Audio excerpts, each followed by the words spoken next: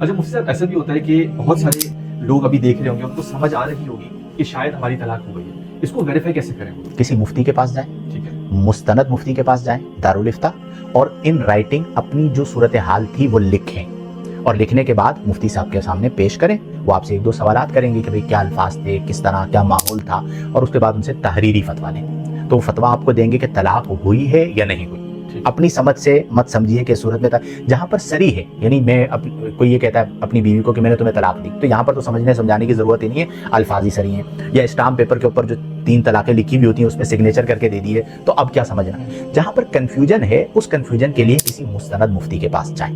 لیکن میں یہ آپ کے توسط سے آپ کے ویورز کے لیے یہ بات کہنا چاہوں گا کہ دیکھیں، آپ کسی طبیب کے پاس جاتے ہیں تو آپ اندھا دھن تو نہیں چلے جاتے، تھوڑی ریسرچ کرتے ہیں. آپ کو پتا ہوتا ہے کہ میں اگر نیم حکیم کے پاس، کسی ان کوالیفائڈ طبیب کے پاس، ڈاکٹر کے پاس چلا گیا تو میری جان چلی جائے گی.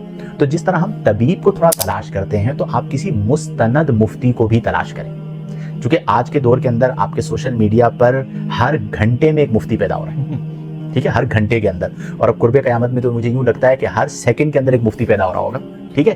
یعنی یہ وہ لوگ ہیں کہ جنہوں نے دین کا بیڑا غرق کر دیا، اور انہوں نے اپنی زندگی، یعنی آپ یہ دیکھیں کہ دین ایک علم ہے اور اسے حاصل کرتے ہوئے عمر بیت جاتی ہے، ایک عرصہ درکار ہوتا ہے. اور پھر جو مسند افتاء ہے اس کے لیے تو بڑا تجربہ درکار ہوتا ہے. فتویٰ نویسی ایک پوری فیلڈ ہے.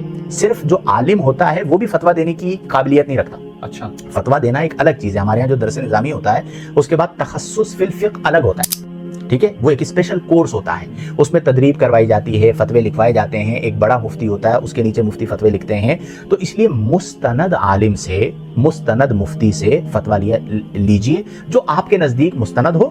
آپ کے نزدیک مستند ہونے سے مراد کیا ہے کہ ان فیکٹ بھی مستند ہو آپ کا جس مسلک کے ساتھ تعلق ہے.